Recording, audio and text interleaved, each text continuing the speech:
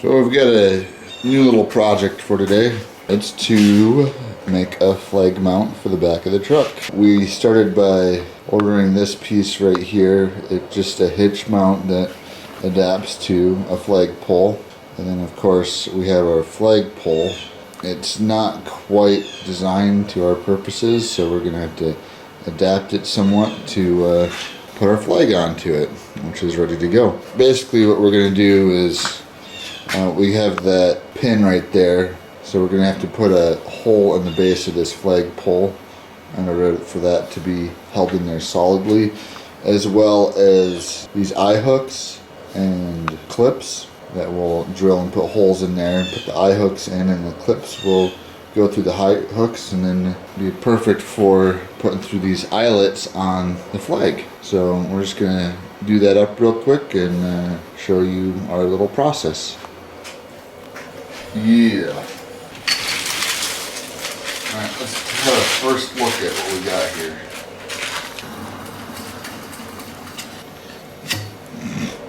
That's going to hold solidly. So it screws in up here, but just you give it a yank, it comes out right there. Interesting about this thing this design is this thing right here is supposed to swivel, which it does. But we're going to end up defeating that by putting a hole all the way through it. I always like to match them up first. It says a 1/4 inch. I'm using a 1/4 inch bit, which is slightly bigger than the threads, which is exactly what we're looking for. I don't want to have to try and force it in there. We'll have to figure out where we're going to want to put this first hole, and then we'll measure it down for the second hole.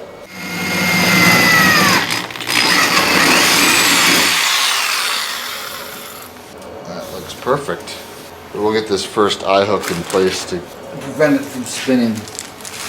Now we got locking nuts on here for this so that we don't have to worry about it coming apart. And I'll put it all together and then come back and apply the Loctite that we got. Well, it ain't going nowhere. Yep. So there we go. The first piece is in. I mostly want to put this in here to hold the spinning piece. That way I can have the next hole equal to this one. I'll need to measure between these grommets to figure out where to put the next hole. Distance between grommets is 2 feet 9 inches. 2 feet 9 inches puts us right down here in the seam. So if we put it just below, right about here, we're at about 2 feet 10 or 11 inches. And it should hold this in. Yeah, that'd be perfect.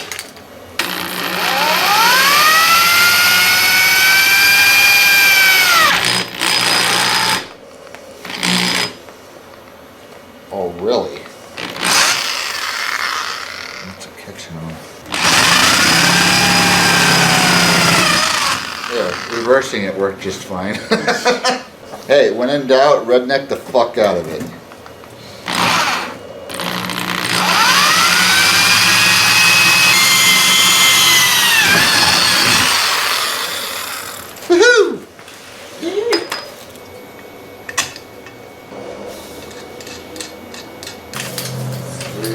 And it ain't coming off now.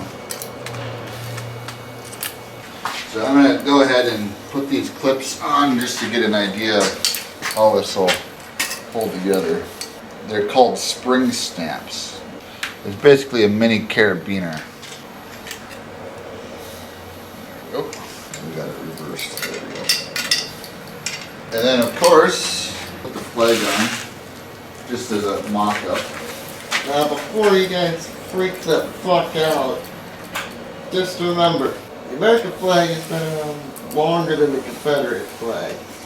And it has way more blood on it than your mama her period, so. Oh, come on, you're gonna get fighting in the comments. It's racist. Both flags are racist if you want to be technical about it. Look at that. There we go.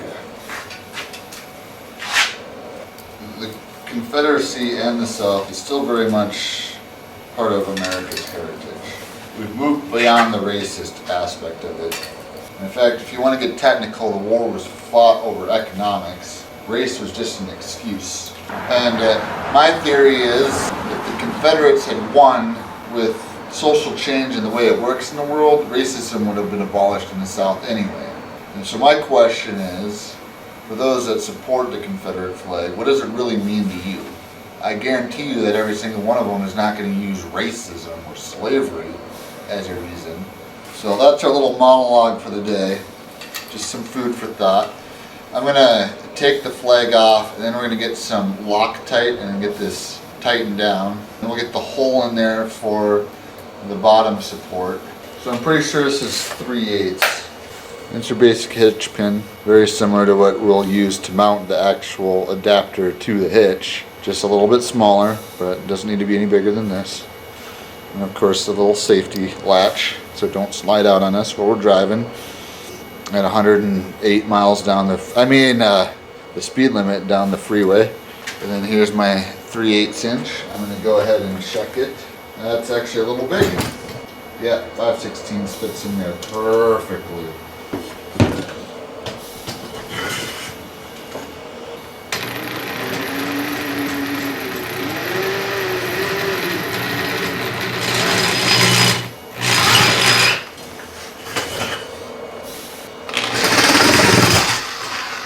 There we go.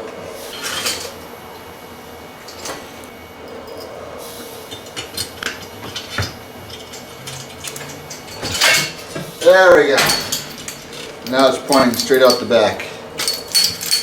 So all that remains is for us to go ahead and mount it to the back of the truck. We gotta tighten the eye hooks. Right. So this is our inaugural run. And the wind's blowing the wrong direction. I know. I'm gonna park it the other way.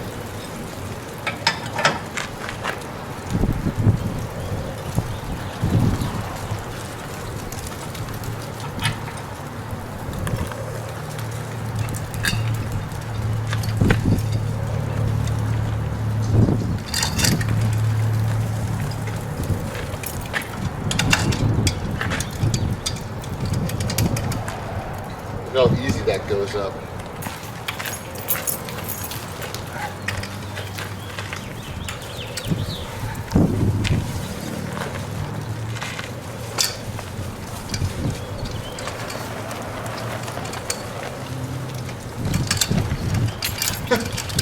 It's kind of cool like that.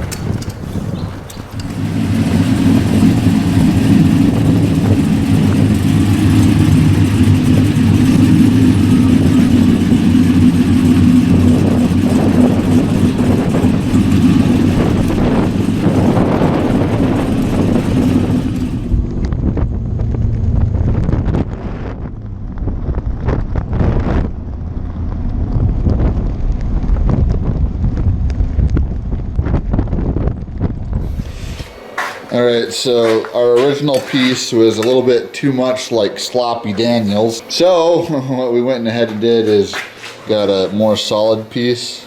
It's a 6 foot long metal conduit. It's 3/4 inch. We tried to get an inch, but it wouldn't fit inside that hole for our mount. So I got a better angle of this about how it flexes. So you just got to grab the pole and just give it a little wiggle. Well, it helps if you grip it at the base, but look at how much flex there is. Just a good demonstration of just how bad it was before. This is going to be much better. And I've already got the pin installed, and it's in there solidly. I put it, totally did this on purpose, by the way. Put it slightly off center so that it would force the rod to the back of the base there, and that there's enough of a wedge there that it's not moving, it's not flexing in there at all.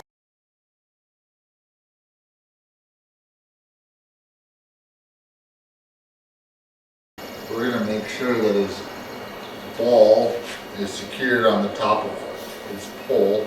So I'm going to slob the knob, put in some epoxy resin in here. I've already mixed it up and applied it to just the threads on the inside. And it was already snug in there, but we're just being cautious and making sure it's not going to come off when we're driving down the road.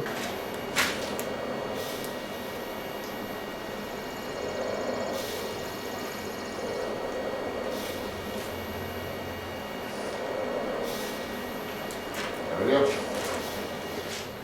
So, time for a test fit.